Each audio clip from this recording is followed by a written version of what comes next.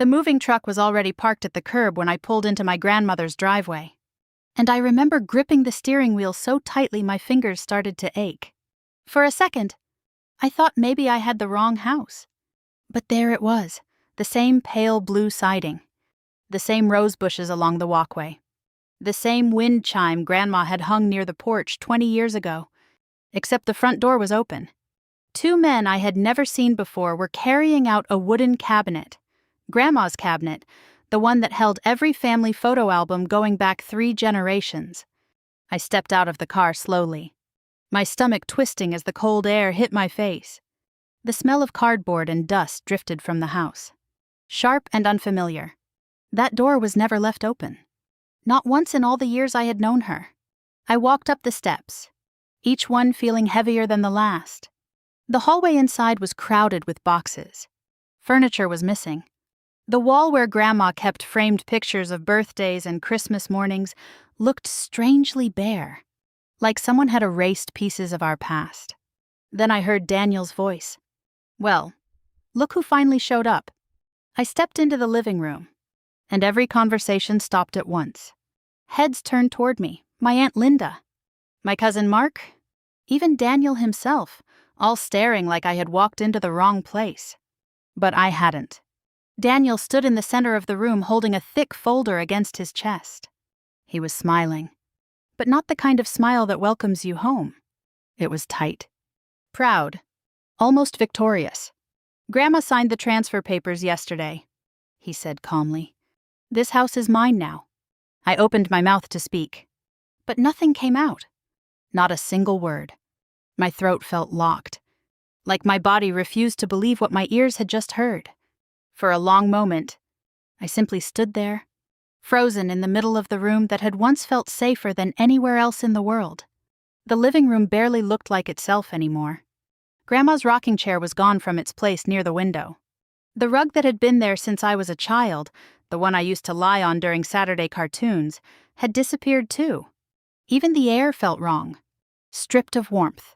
"What are you doing?" I finally managed, my voice barely steady enough to recognize as my own. Daniel shrugged, like this was nothing more than rearranging furniture. "No point pretending you didn't know this was coming."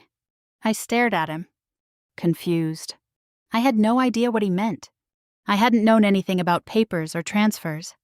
Just 2 weeks earlier, I had been worrying about something completely different. Losing my job after the office I worked at shut down without warning. 30 years of routine, gone overnight. I hadn't told anyone yet. Not Grandma. Not Daniel. I told them I was taking time off. Needed a break. The truth felt too heavy to share. I didn't want to add worry to Grandma's already fragile health. That morning, though, everything changed. Mrs.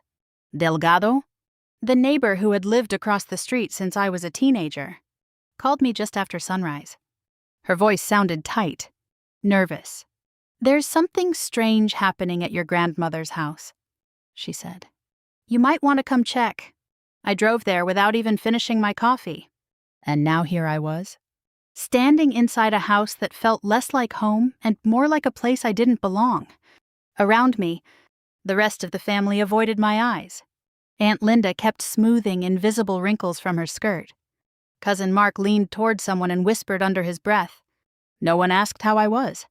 No one explained what was happening. "Where is Grandma?" I asked, turning back toward Daniel. "In her room," he replied flatly. "Resting." Something about his tone made my chest tighten.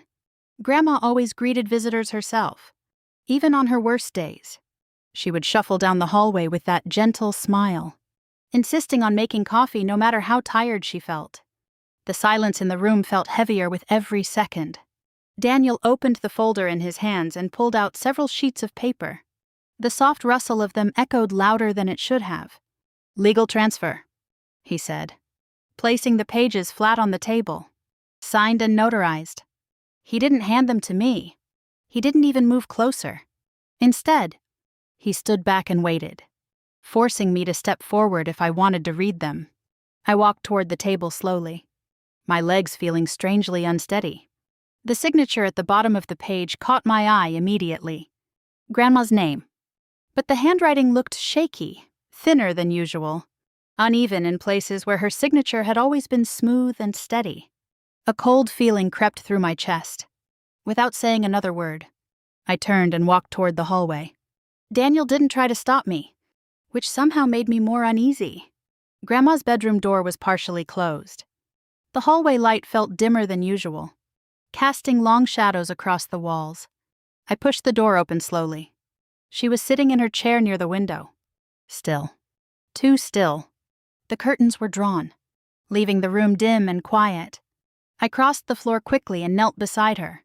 "Grandma," I whispered, reaching for her hand. Her fingers were cold when they wrapped around mine. Her grip weak, weaker than I had ever felt before. "Did you sign those papers?" I asked gently. She hesitated.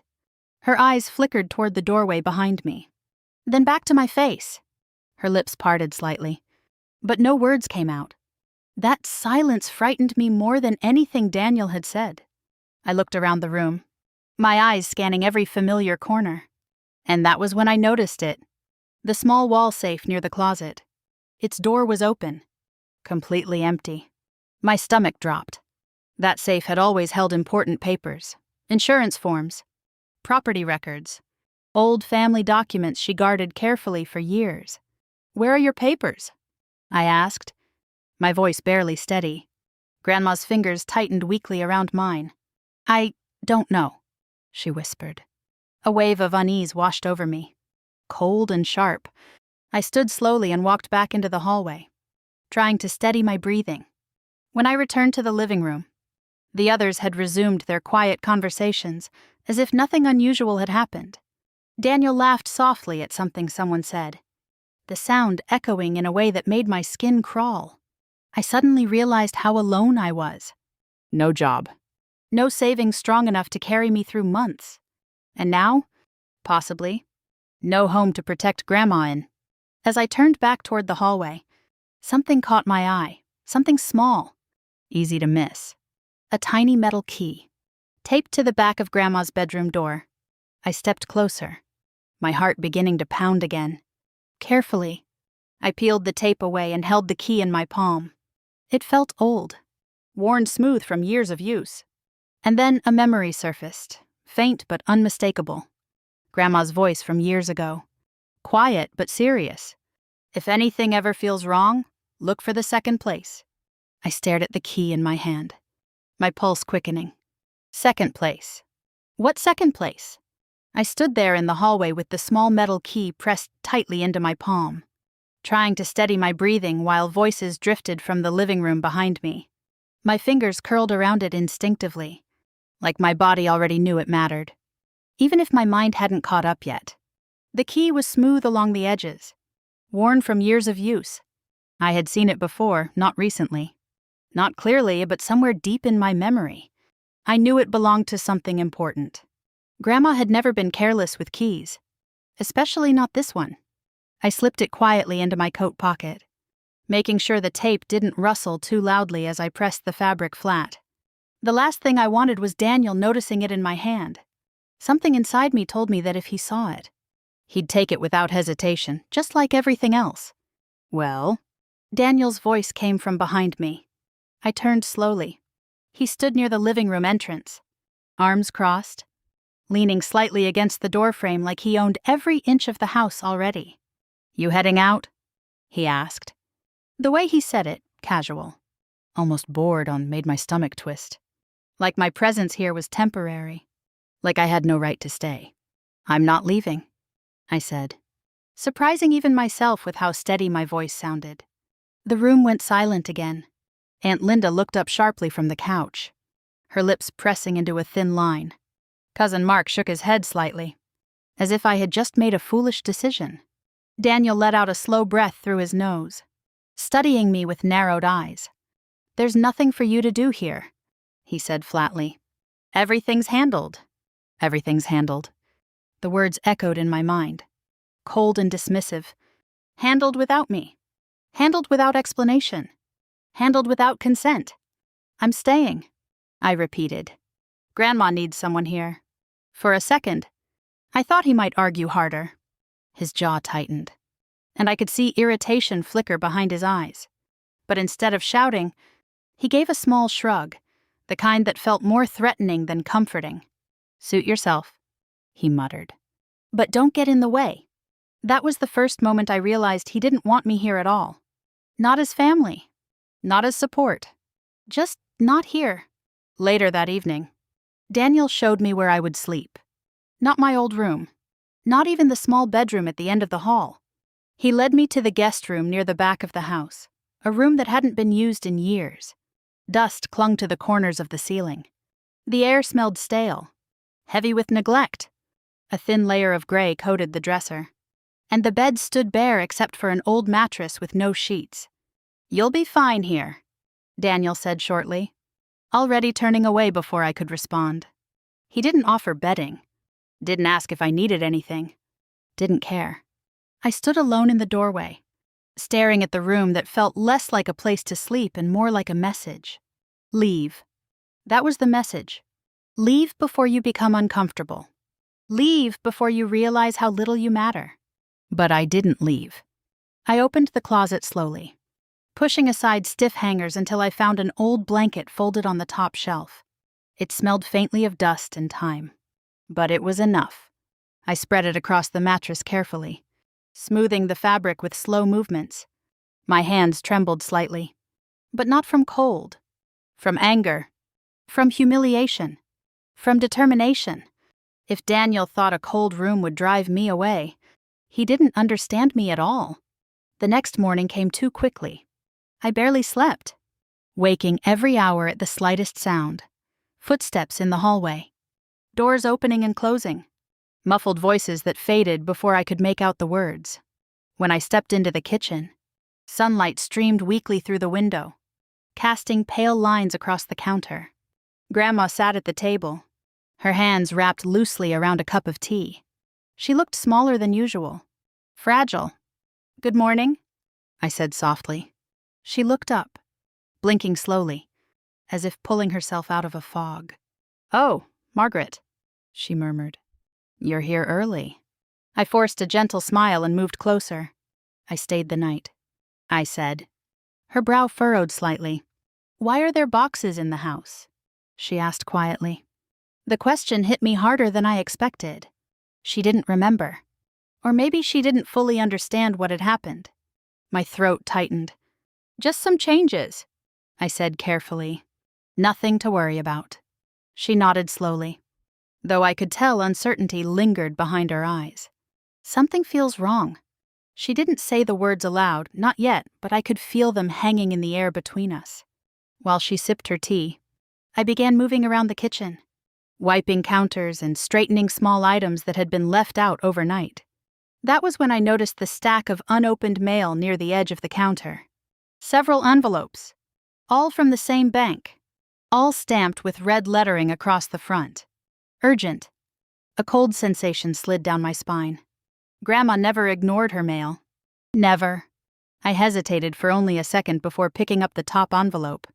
My fingers felt clumsy as I tore it open. Inside was a printed statement. Numbers lined the page, rows and rows of them, but one figure stood out immediately. A withdrawal amount so large it made my chest tighten. Far larger than anything Grandma had ever handled. My hands went cold. This didn't make sense. She barely used online banking. Rarely touched financial paperwork without careful review. So who had authorized this? I was still staring at the numbers when footsteps sounded behind me. "Why are you going through her things?" Daniel's voice cut through the air like a blade. I turned slowly. He stood in the doorway, his expression dark and unreadable. "I'm helping organize the mail," I said carefully. His eyes dropped to the envelope in my hand.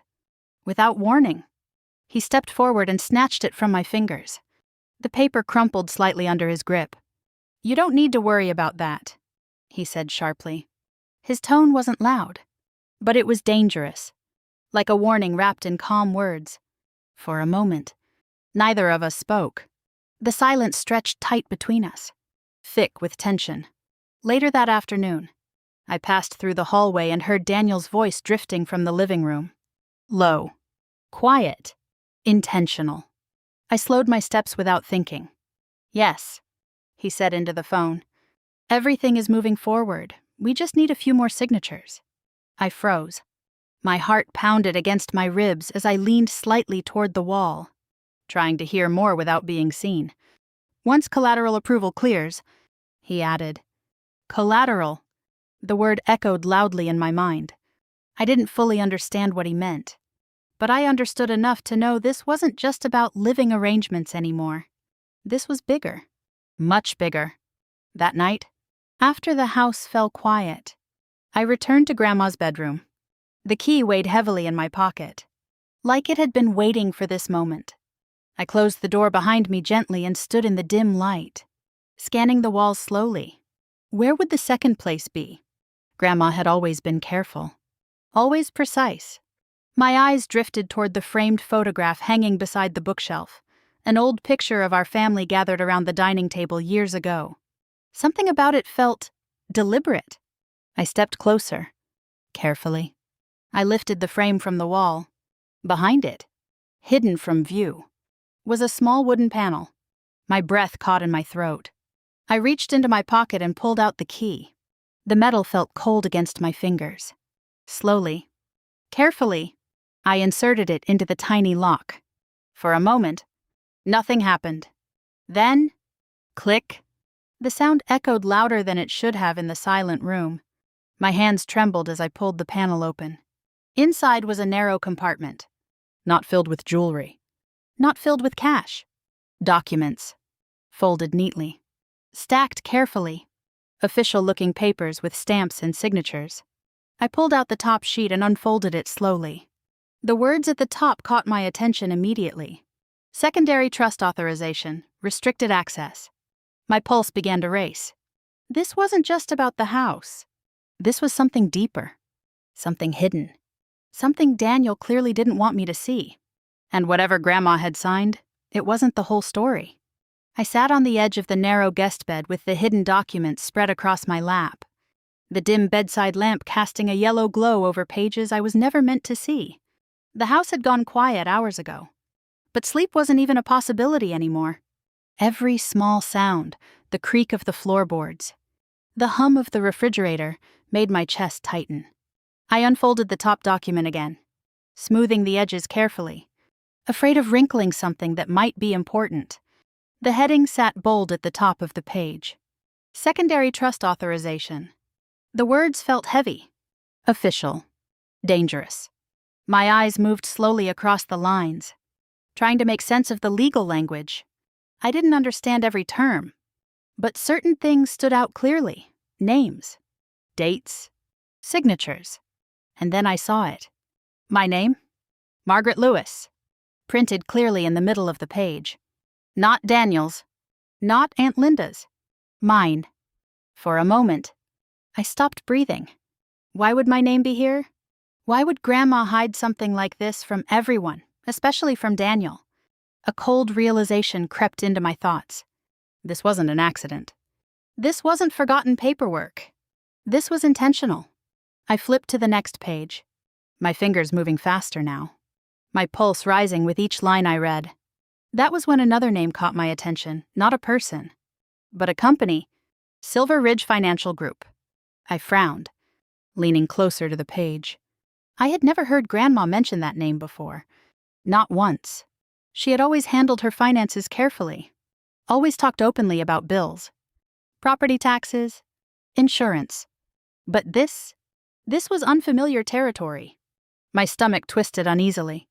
I scanned the rest of the page, looking for context, trying to piece together what role this company played in her finances. Toward the bottom, I noticed a section labeled Approval Request, but it wasn't signed. The line where a signature should have been remained blank. Something about that detail sent a chill down my spine.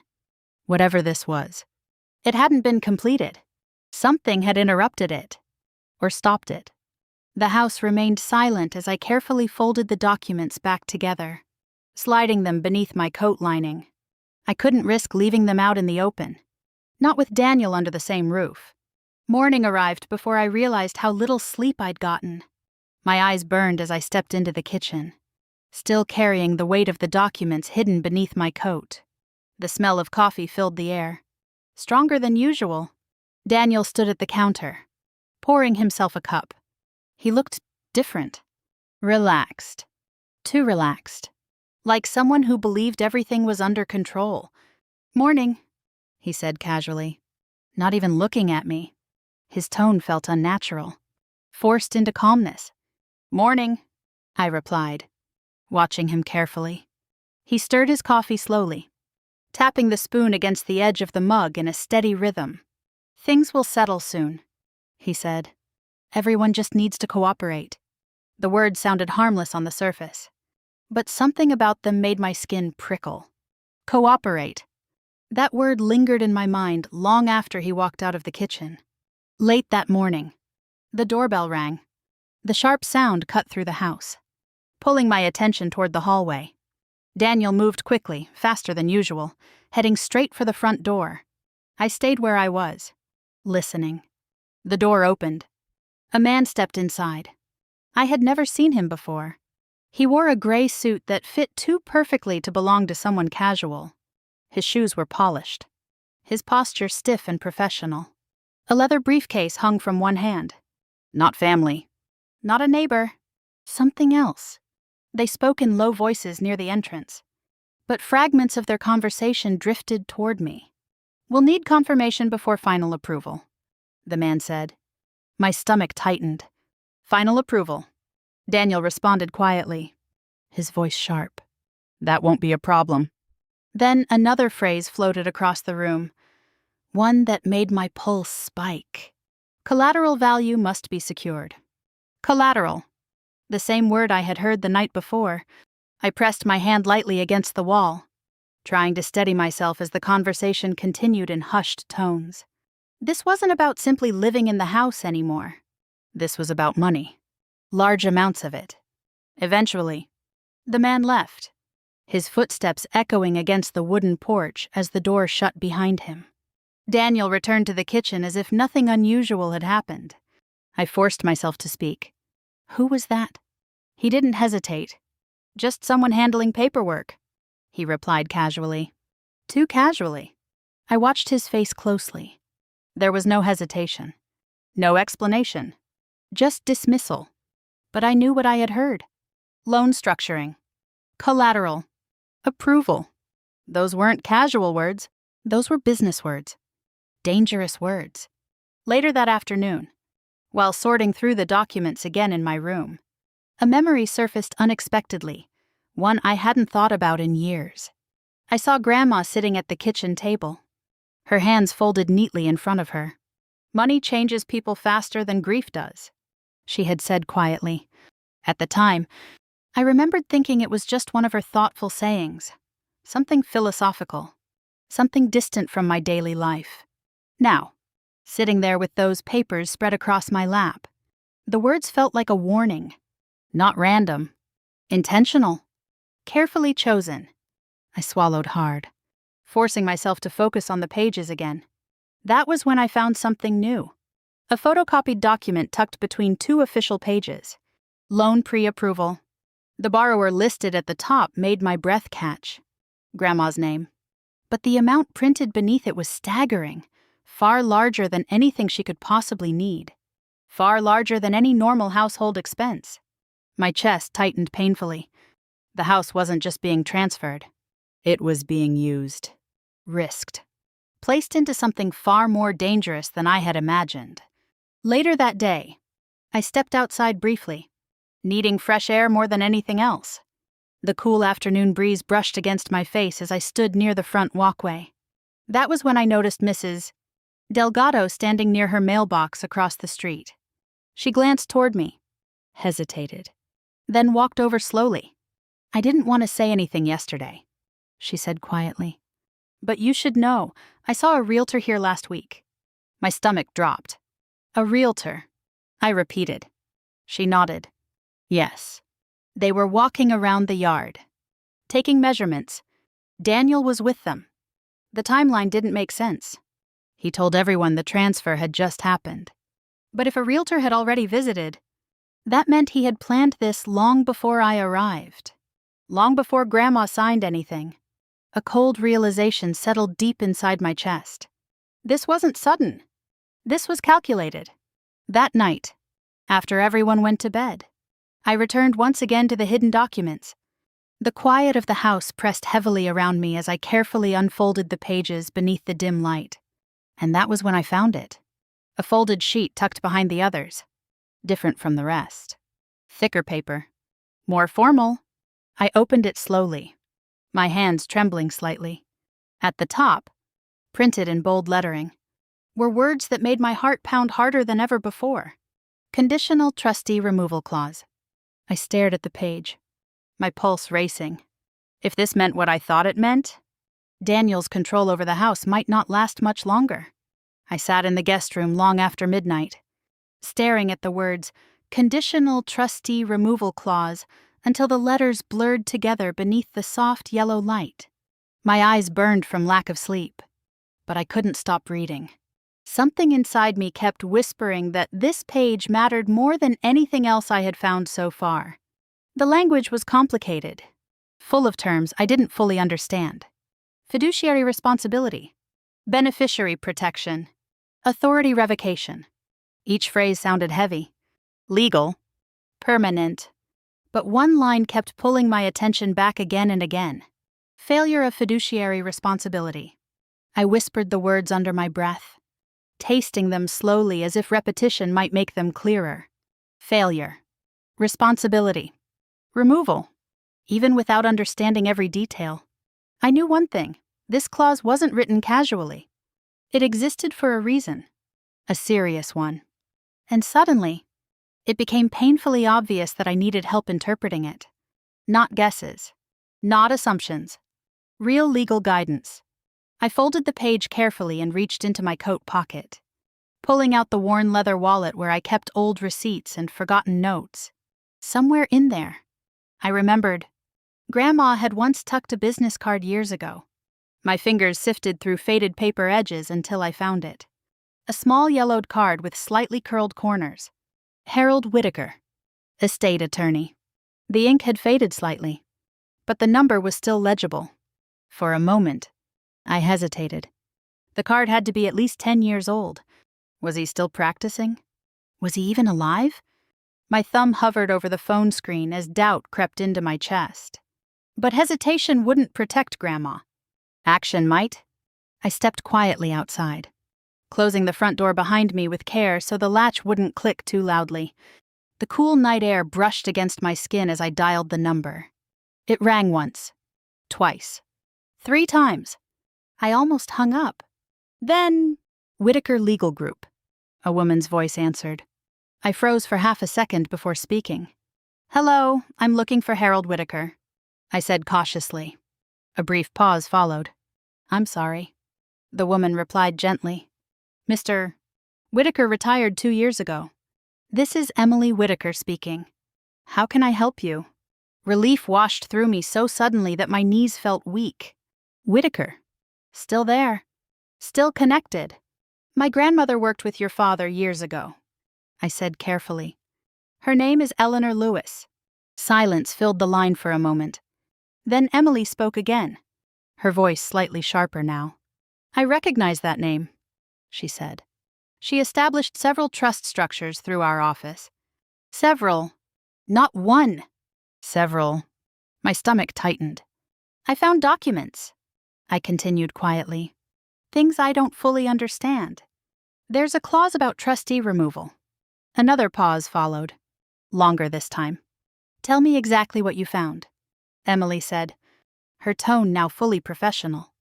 I explained everything carefully. The transfer papers. The hidden compartment. The clause I had just read.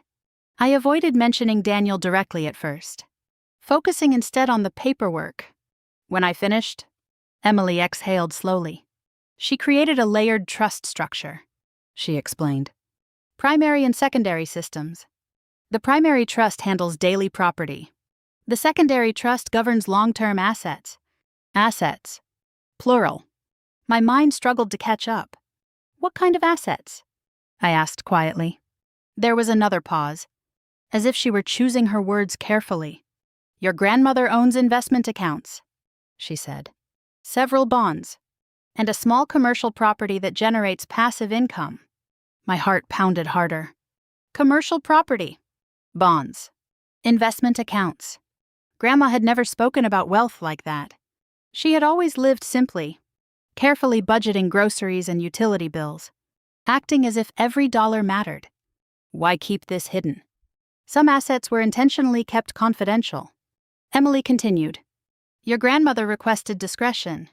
That word, discretion, carried weight. Protection. Secrecy. Planning. Suddenly, Daniel's urgency made sense in a way it hadn't before. This wasn't just about controlling the house. It was about leveraging everything tied to it. Have you heard of Silver Ridge Financial Group? I asked cautiously. The line went silent. Too silent. Then Emily spoke again, her tone noticeably sharper. Yes, she said slowly. That company has appeared in questionable filings before. A cold shiver ran down my spine. Questionable filings. The phrase alone felt dangerous. They specialize in high-risk lending structures, she added. If your grandmother's name is tied to them without proper authorization, that's extremely concerning. My grip tightened around the phone. So this could be fraud, I whispered. I'm not making accusations yet, Emily replied carefully. But the risk level is serious. Serious? That word echoed in my thoughts. Not inconvenient. Not confusing. Serious. Tell me about the removal clause, I said quietly. Emily's voice softened slightly, but remained firm. That clause allows trustee authority to be revoked if fiduciary duties are violated, she explained, especially in cases involving financial negligence or misuse of assets. My pulse quickened. Misuse. Negligence. Daniel's late-night signing. The loan paperwork. Everything started connecting in ways that made my chest tighten. If the trustee fails to protect the beneficiary, Emily continued, authority can be reassigned. Reassigned. My breath caught. To whom? I asked. That depends on the secondary structure, she replied. The words lingered between us like a door waiting to be opened. And there's something else, Emily added. My stomach twisted. What? Your grandmother modified parts of the trust several years ago, she said. After a major family dispute, I swallowed hard. What kind of dispute? Another pause. Then, it involved Daniel, she said. The room seemed to tilt slightly beneath my feet. He attempted a business venture years ago, Emily continued. It failed. Loans were defaulted. Your grandmother revised the trust after that incident. I leaned against the porch railing. My legs suddenly weak. I had never known about that. Not once had anyone mentioned failed loans or financial trouble. Not once had Daniel admitted to past mistakes. That silence suddenly felt intentional, calculated. When I returned inside later that evening, the house felt heavier than before. Daniel sat in the living room, his posture stiff as he watched me step through the doorway. Who were you talking to? He asked immediately. Too quickly. Too sharply. My heartbeat quickened. Just checking on job leads, I replied. The lie tasted bitter, but necessary. Daniel didn't respond right away. He just stared. Longer than normal. Too long. His eyes searched my face like he was looking for cracks in my composure. I forced myself not to look away. Eventually, he turned his attention back to the table, though the tension remained thick in the air. Later that night, as I passed through the kitchen on my way to bed, I noticed the overhead light still glowing faintly. Daniel sat alone at the table. Stacks of paperwork spread before him. More than before. Much more. I stopped in the shadow of the hallway, watching quietly. He flipped through the pages, signing one after another with mechanical precision. Then I saw it. A bold header stamped across the top sheet. Loan finalization packet. My breath caught sharply. Finalization. Not preparation. Not possibility. Completion. If that loan went through, he wouldn't just risk the house. He could destroy everything Grandma had spent her entire life protecting.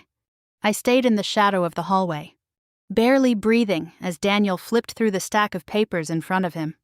The overhead light cast a harsh glow across the kitchen table, and each time his pen touched the page, the scratching sound felt louder than it should have. He signed one sheet, then another, not hesitating, not pausing to read, just signing, as if the outcome had already been decided long ago. My chest tightened with every movement of his hand. This wasn't planning anymore. This wasn't paperwork waiting to happen. This was execution, the final steps of something already in motion. Then he reached for a heavy stamp and pressed it down firmly onto the last page.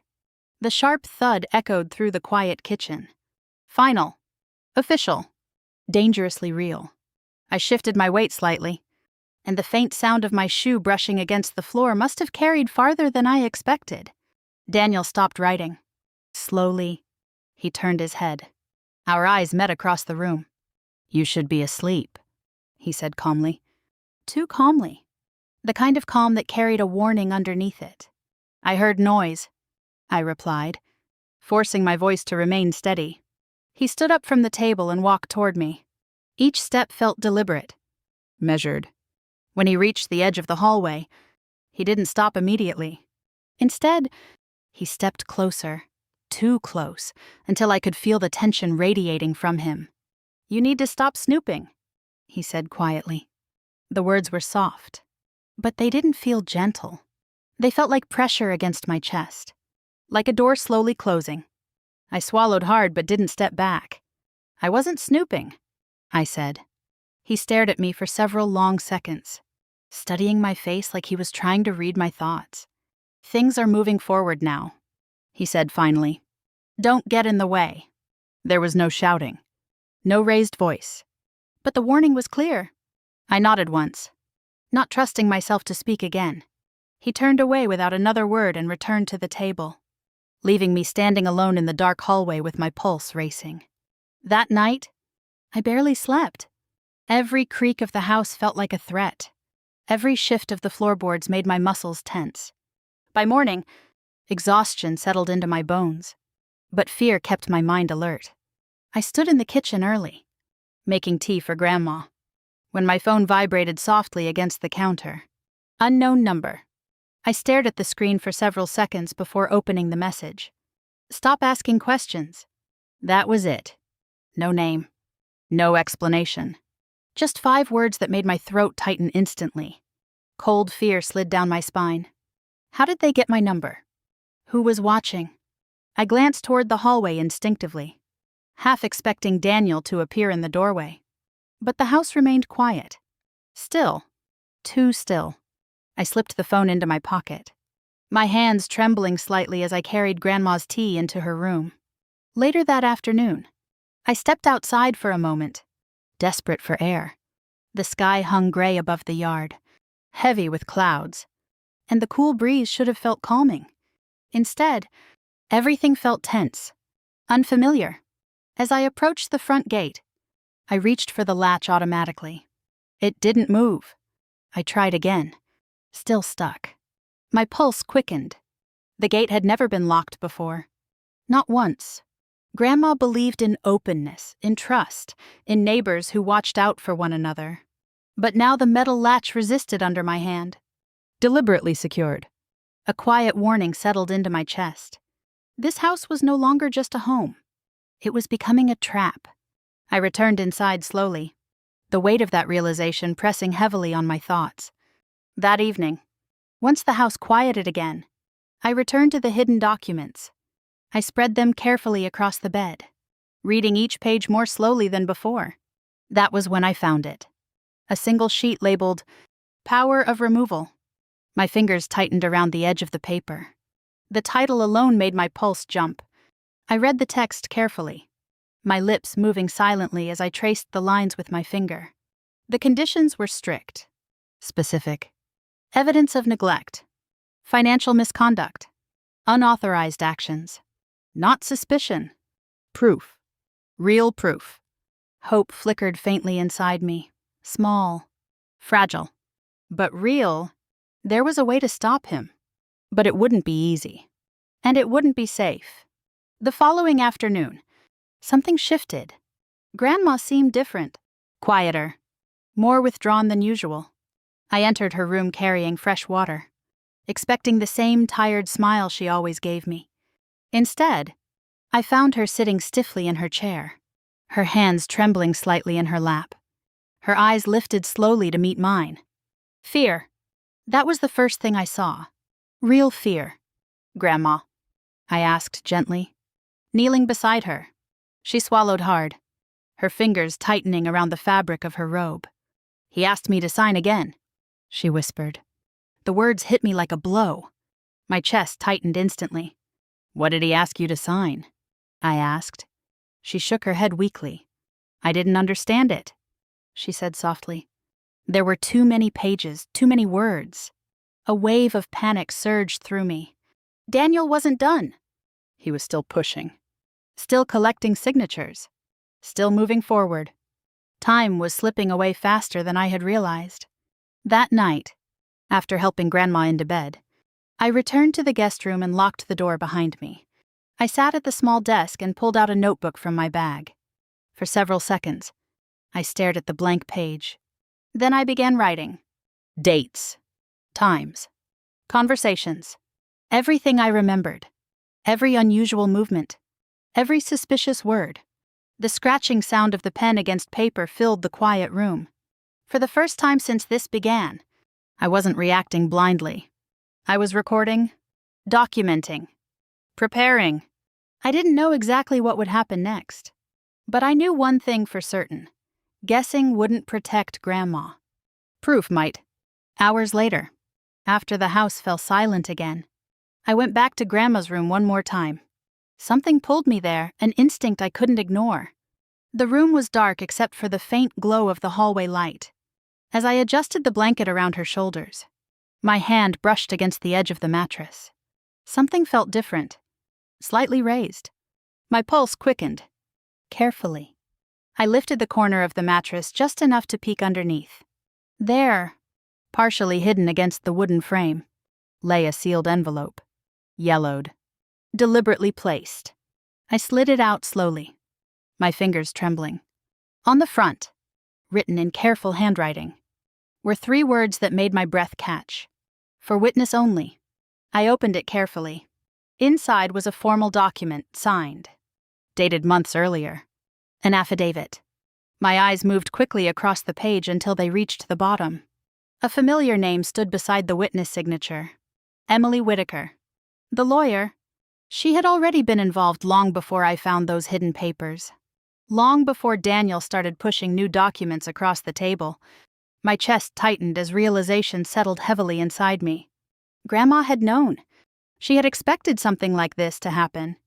And whatever plan she had put into motion, I was only just beginning to understand how far ahead she had been thinking. I sat on the edge of Grandma's bed, the affidavit trembling slightly in my hands as the early morning light filtered through the curtains. The envelope still lay open beside me, its edges worn from time, its contents far heavier than the paper itself. The date caught my attention first. Several months earlier. Not recent, not rushed. Prepared long before any of this chaos began. Grandma's signature at the bottom looked steady, stronger than the shaky marks I had seen on Daniel's transfer papers. And beside it, written in clear ink, was the witness signature I recognized instantly. Emily Whitaker. The realization pressed heavily into my chest. Grandma hadn't just reacted to Daniel's actions. She had anticipated them. She had prepared for them. Carefully. Quietly. Strategically. I reread the affidavit slowly, tracing each line with my finger as if doing so might unlock its meaning faster. That was when I noticed something I had missed before. A smaller folded note attached to the back. Handwritten. Personal. My hands trembled as I unfolded it. To Margaret, if things go wrong. My breath caught in my throat. Those words weren't formal. They weren't legal. They were meant for me. The handwriting was unmistakably Grandma's. Careful. Slightly slanted. Steady despite her age.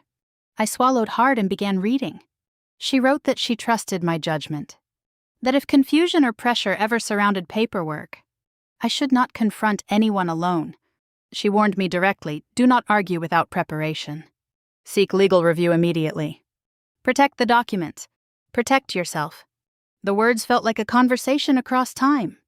Her voice echoing inside my mind as clearly as if she were standing beside me.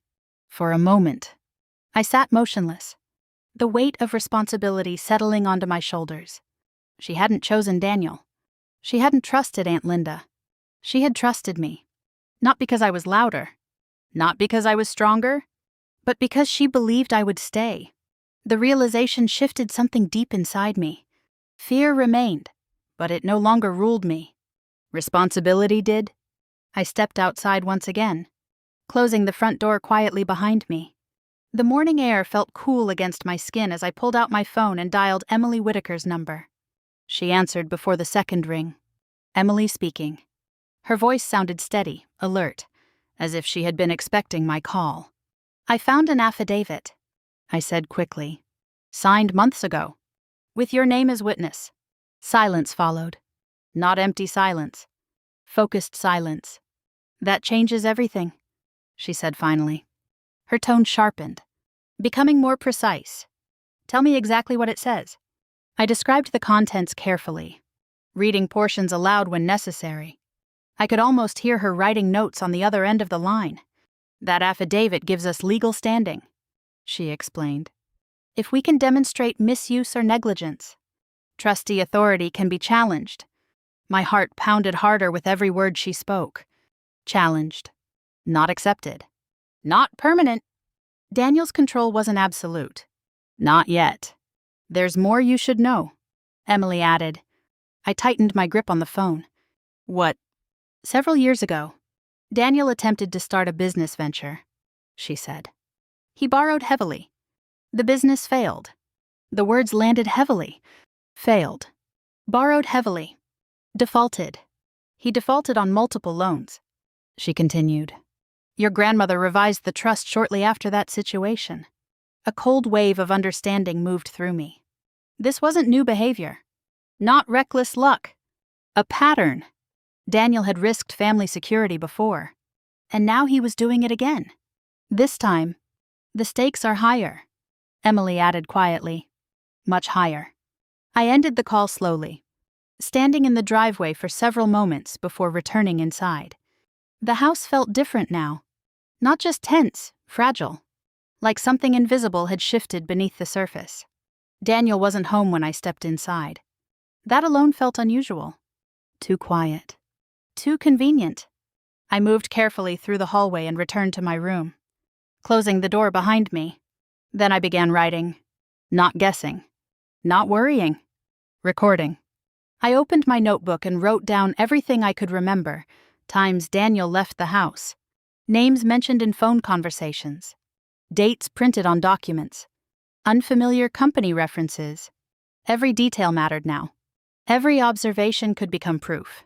The scratching sound of my pen against paper filled the room steadily, replacing the panic that once lived in my chest. For the first time since arriving, I felt something new. Control. Not complete control, but direction. Later that afternoon, a memory surfaced unexpectedly, triggered by the handwriting in Grandma's note. Years ago, I had sat beside her at the kitchen table while she showed me how to organize folders. I remembered her guiding my hands carefully, showing me where to place labels and how to separate important documents from routine ones. At the time, I thought it was just practical advice, simple household organization. But now the memory felt different, intentional, purposeful. People show their true character when money is involved, she had told me quietly. I hadn't understood the depth of that statement back then. Now I did. She wasn't teaching organization. She was preparing me for this moment. That evening, Daniel returned home. The sound of the front door closing echoed sharply through the hallway. I stepped into the living room just as he walked past, his expression tight and distracted. He didn't greet me, didn't acknowledge my presence. Instead, he moved straight to the kitchen and picked up his phone. His voice rose quickly, sharper than before. No, we're still moving forward, he snapped. Just give me time. I paused in the hallway, listening carefully. His tone was different. Not confident. Not controlled. Pressed. Under pressure. That was new. For the first time since this began, Daniel sounded uncertain, like the ground beneath him wasn't as stable as he believed.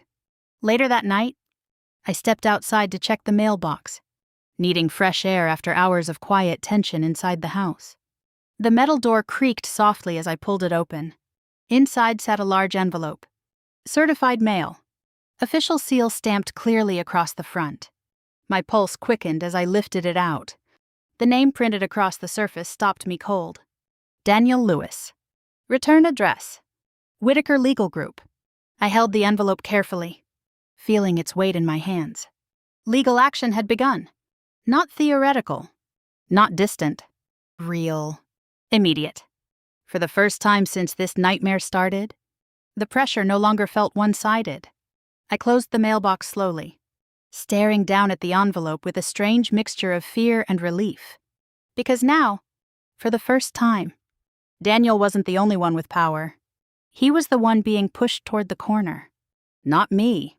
I stood at the mailbox with the certified envelope in my hands, staring at Daniel's name printed across the front as if the letters themselves carried weight. The paper felt heavier than it should have, like it held something final inside. Behind me, the front door creaked open. "What is that?" Daniel's voice cut through the quiet air before I even turned around. I walked slowly toward the porch, my fingers tightening around the envelope. His eyes locked onto it immediately, sharp and alert, like an animal sensing danger. "Mail," I said simply. He stepped closer, reaching for it without asking. I let him take it. For a brief second, neither of us spoke. The morning air felt colder than usual, pressing against my skin as he tore open the top of the envelope with impatient hands. The paper inside slid out. He unfolded it, and I watched. At first, his face stayed neutral, unreadable. But then something shifted. His eyes widened slightly. Just for a fraction of a second. A flicker of surprise crossed his face before he forced it away. That was the first crack. Real fear. Small, but undeniable.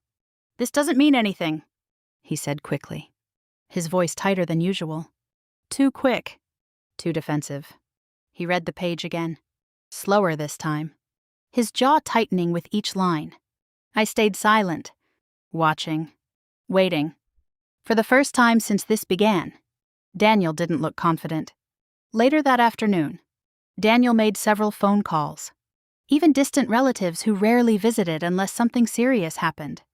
The living room filled with uneasy conversation, whispers, side glances. Not even Daniel. I stood near the hallway beside Grandma, helping her steady herself as she slowly walked toward the room. Her hand rested lightly on my arm, her steps careful but determined. Then the doorbell rang. The sound silenced the room instantly. Daniel froze where he stood. For a long moment, no one moved. Finally, he walked toward the door and opened it. Emily Whitaker stood outside. Calm. Professional. Confident. She stepped inside without hesitation, carrying a structured folder beneath her arm. The room shifted the moment she entered, tension tightening, uncertainty spreading across familiar faces. Daniel stiffened. "What is this?" he demanded. Emily didn't answer immediately. Instead, she walked calmly toward the center of the room and placed her folder on the table with deliberate care. "Thank you all for being present," she said evenly. Her voice carried authority without raising volume. The murmurs in the room faded. She opened the folder and removed several documents, aligning them carefully on the table before speaking again. These documents concern the fiduciary management of Eleanor Lewis's estate. Daniel stepped forward abruptly. "You don't understand the situation," he snapped. Emily didn't react. She continued reading calmly. "Evidence has been submitted showing unauthorized financial actions tied to trust-managed assets." A ripple of tension spread across the room. Whispers began again. I watched Daniel's face closely. Anger flickered behind his eyes. But beneath it, unmistakable now, was fear. Emily lifted another page.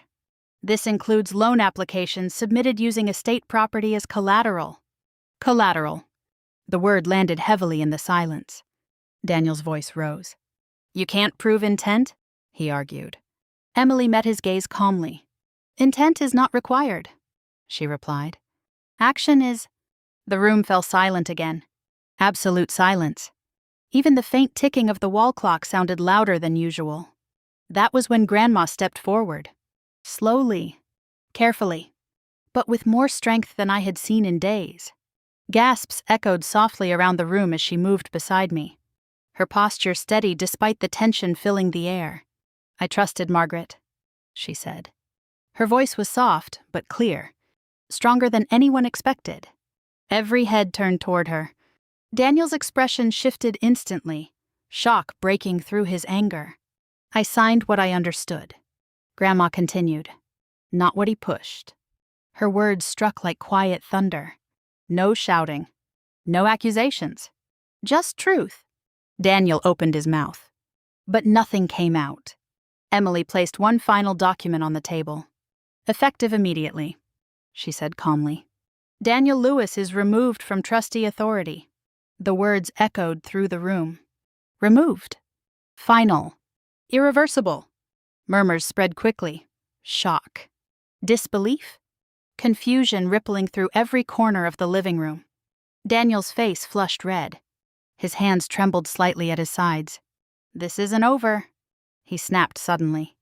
His voice rose now, losing control. You think this ends here? The anger in his tone filled the room like smoke. For a brief second, I felt the old fear rise again, that familiar tightening in my chest. But this time, I didn't step back. I stood still, firm, watching him without flinching. Daniel looked around the room, searching for support. But no one spoke. No one stepped forward. No one defended him. That silence spoke louder than any words. You'll regret this, he muttered bitterly. Then he turned sharply and stormed toward the front door. The slam echoed through the house, shaking the walls and rattling the windows slightly. Silence followed. Heavy. Uncomfortable. But different from before. Not threatening. Not suffocating. Just still. I remained standing beside Grandma, her hand still resting lightly in mine. For the first time since I walked through that front door days ago, the fear that had followed me into every room began to fade. Not completely, but enough.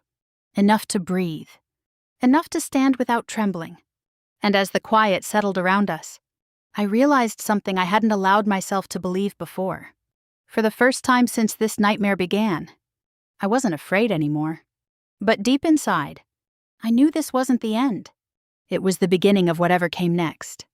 The front door rattled for a few seconds after Daniel slammed it, the sound echoing through the house like the last crack of thunder after a storm. Then everything went still. No one spoke. Not Aunt Linda. Not Cousin Mark. Not even Emily. The silence felt strange. Heavy but not frightening the way it had before. It felt like the air was finally settling after days of tension pressing against every wall. I stood beside Grandma, still holding her hand. My fingers trembled slightly now that the confrontation was over. The strength I had held together for days began to loosen, and I realized just how exhausted I really was. Emily cleared her throat softly and began gathering the papers on the table. Effective immediately, she repeated calmly.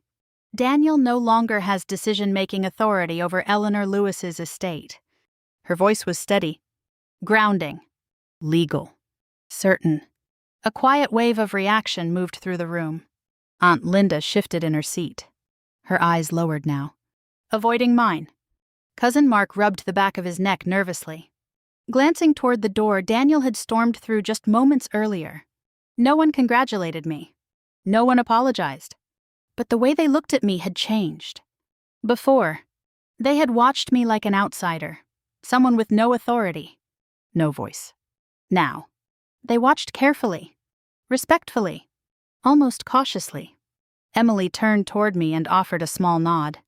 The loan process has been halted, she said. No collateral was finalized. The estate remains intact. My breath left my lungs in a slow, trembling release. We were close. Closer than I had realized. One more signature, she added quietly, and the situation would have been far more difficult to reverse. One more signature. The words echoed painfully in my mind. All those nights, all those conversations, all those papers Daniel had pushed in front of Grandma. We had been standing on the edge of losing everything. Grandma squeezed my hand gently. "Help me to my room," she whispered. Her voice sounded tired, deeply tired, but calmer than it had been in days. I guided her slowly down the hallway, my arm wrapped securely around her shoulders. Each step felt steady, careful, deliberate. Inside her bedroom, the light felt softer, warmer, safer. I helped her sit in her chair near the window, adjusting the blanket across her lap. For a long moment, she didn't speak. She simply looked at me. Really looked at me. "You stayed," she whispered finally. Just 2 words, but they carried more weight than anything spoken earlier in the living room. I swallowed hard, blinking back the sting rising in my eyes. "I wasn't going anywhere," I said quietly. Her lips curved into a faint smile. Not wide, not dramatic, just peaceful. That night, for the first time since everything began, the house felt quiet in a way that didn't make my chest tighten. The silence no longer felt threatening. It felt restful. The next morning, sunlight streamed through the kitchen window in long golden lines, touching surfaces that had felt cold and unfamiliar just days earlier. I stood at the counter making coffee, listening to the gentle hum of the machine. The simple routine felt strangely comforting. Boxes that had once crowded the hallway were now stacked neatly near the door, waiting to be removed. Furniture slowly returned to its original places, guided by careful hands and quiet effort. Grandma's rocking chair stood once again near the window, exactly where it belonged. I paused for a moment, staring at it. That chair had witnessed decades of birthdays, arguments, laughter, quiet evenings, and whispered prayers. Seeing it back in place felt like breathing again after holding air too long. Later that afternoon, Emily returned briefly with updates. "Daniel's financial activities are under review," she explained. "There may be legal consequences depending on the investigation." Her voice remained calm, professional, measured. I nodded slowly. Oddly, I didn't feel satisfaction, not triumph, just resolution. Justice didn't feel like shouting. It didn't feel like revenge. It felt like standing still long enough for truth to catch up. Over the next few days, life began settling into a new rhythm. I helped Grandma with her medications, organized paperwork, prepared meals. Small tasks filled the hours, grounding me in a routine that felt meaningful. One afternoon, while sorting documents at the dining table, Emily made an unexpected suggestion. "We could use part-time administrative support at the office," she said casually.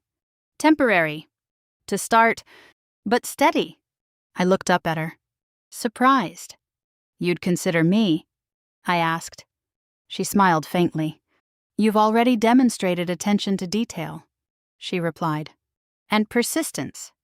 The offer felt like a door opening slowly. Not wide, not dramatic, but real. For weeks, I had believed losing my job meant losing stability, losing security, losing purpose. Now, sitting there at the table where Grandma had once taught me how to organize papers years ago, I realized something unexpected. Losing my job hadn't ended my life. It had pushed me toward the moment I was meant to face, toward the responsibility I didn't know I carried. That evening, Grandma and I sat together on the front porch as the sun dipped low across the horizon. The sky shifted from pale blue to warm gold, casting soft shadows across the yard. The house behind us felt different now, whole again. Not because nothing had happened, but because something had been protected. Something had been defended. "This house," I said quietly, staring ahead. "It's more than walls." Grandma nodded slowly. "It always was," she murmured. "For a long time."